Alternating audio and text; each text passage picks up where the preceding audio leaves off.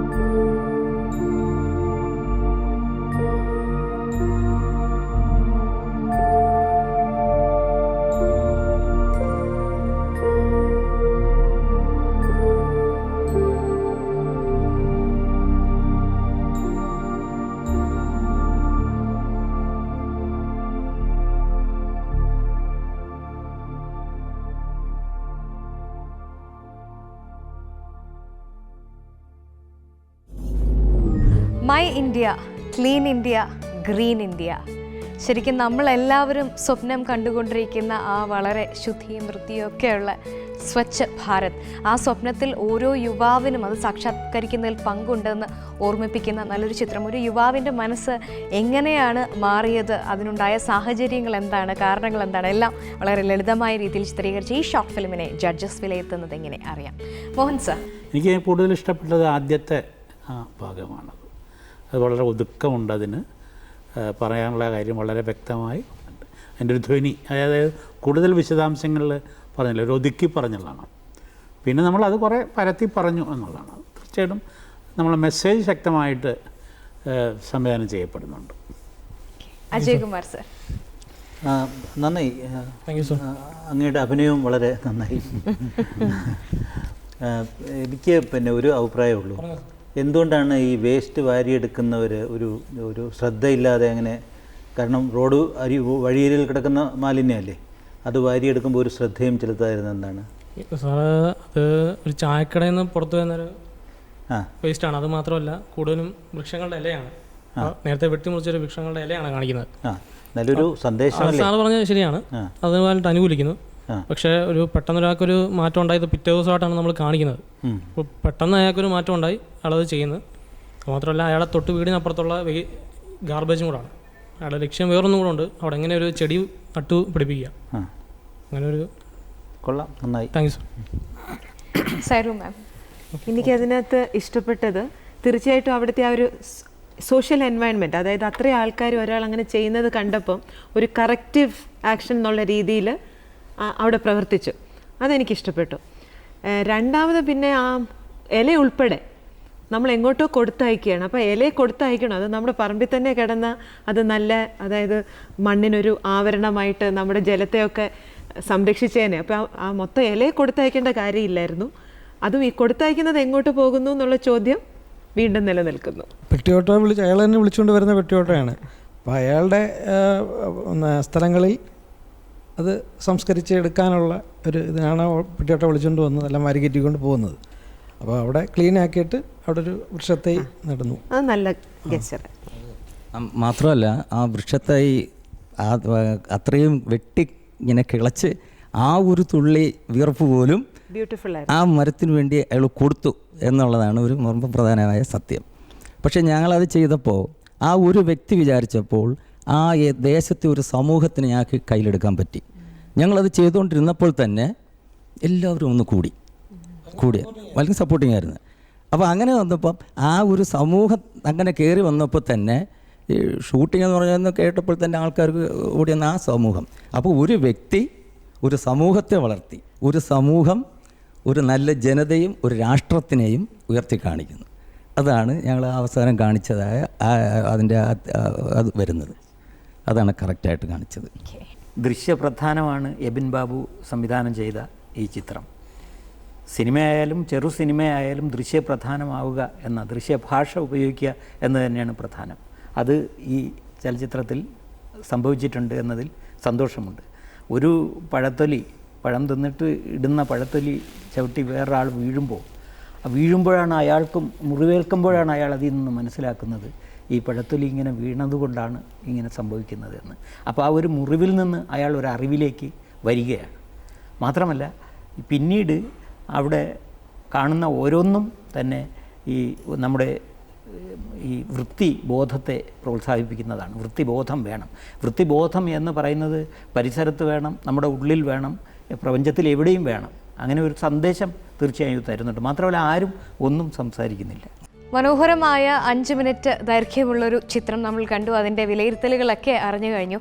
പക്ഷേ ഏറ്റവും ഒടുവിൽ ആ ചെടി നട്ടുപിടിപ്പിക്കുന്നത് കണ്ടപ്പോൾ ഒരു മലയാളി എന്ന നിലയിൽ അറിയാതെ എൻ്റെ മനസ്സിൽ ഉണ്ടായൊരു തോന്നലാണ്. നമ്മുടെ കേരളം എന്ന് പറയുന്നത് കേരവൃക്ഷങ്ങളുടെ നാടാണ്. പക്ഷേ ഇന്ന് നമ്മളെ സംബന്ധിച്ച് കേരവൃക്ഷം ഒരു പക്ഷേ അന്യമായി കൊണ്ടിരിക്കുന്ന ഒരു സ്വപ്നമായി മാറിക്കൊണ്ടിരിക്കുന്ന കാലഘട്ടത്തിലാണ് നമ്മൾ ജീവിക്കുന്നത്. ഒരുപാട് മരങ്ങൾ നമ്മുടെ വൃക്ഷമൊക്കെ നട്ടുപിടിപ്പിക്കാൻ നമ്മുടെ ജനങ്ങൾക്ക് സാധിക്കട്ടെ, അതിനവർ മുൻകൈ എടുത്ത് ഇറങ്ങട്ടെ എന്ന് ആത്മാർത്ഥമായി ആഗ്രഹിക്കുന്നു. അതിന് നിങ്ങളൊക്കെ ഒരു പ്രോത്സാഹനമാകട്ടെ. Thank you so much. Think ക്ലീനിൽ നമ്മുടെ ഫസ്റ്റ് ഷോർട്ട് ഫിലിം കണ്ടു കഴിഞ്ഞ സ്ഥിതിക്ക്, വിലയിരുത്തലുകളൊക്കെ അറിഞ്ഞ സ്ഥിതിക്ക് ഇനി ഒരു ചെറിയ ഇടവേള ആകാം അല്ലേ? ഒരു short break. Welcome back to think clean. Think ക്ലീനിൽ നമ്മൾ ഇനി കാണേണ്ടത് എഗെയിൻ 5 മിനിറ്റ് ദൈർഘ്യമുള്ളൊരു ഷോർട്ട് ഫിലിമാണ്. കൊട്ടാരക്കര നിന്ന് 3 സുഹൃത്തുക്കൾ അവരുടെ സൃഷ്ടിയുമായി എത്തിയിട്ടുണ്ട്. നമുക്ക് അവരെ പരിചയപ്പെടാം. നമസ്കാരം, എൻ്റെ പേര് മനോജ് വിസ്മയ. ഇന്നിവിടെ പ്രദർശിപ്പിക്കുന്ന കണ്ണാടി എന്ന ഷോർട്ട് ഫിലിമിൻ്റെ ഡയറക്ടറാണ് ഞാൻ. എൻ്റെ പേര് ദീപക്. കണ്ണാടി എന്ന ഷോർട്ട് ഫിലിമിൻ്റെ എഡിറ്റിംഗ് നിർവഹിച്ചിരിക്കുന്നത് ഞാനാണ്. നമസ്കാരം, എൻ്റെ പേര് വിഷ്ണു. കണ്ണാടി എന്ന ഷോർട്ട് ഫിലിമിൻ്റെ അസിസ്റ്റന്റ് ഡയറക്ടറാണ്. സത്യത്തെ സത്യമായി തന്നെ പ്രതിഫലിപ്പിക്കുന്ന ഒന്നാണ് കണ്ണാടി, അല്ലേ? അങ്ങനെയെങ്കിൽ ഈ കണ്ണാടി നമ്മുടെ സമൂഹത്തിലെ തെറ്റായ പ്രവർത്തനങ്ങളെ പ്രതിഫലിപ്പിക്കുക തന്നെ ചെയ്യും. നമുക്ക് ആ കണ്ണാടി ഒന്ന് നോക്കി തിരിച്ചെത്താം.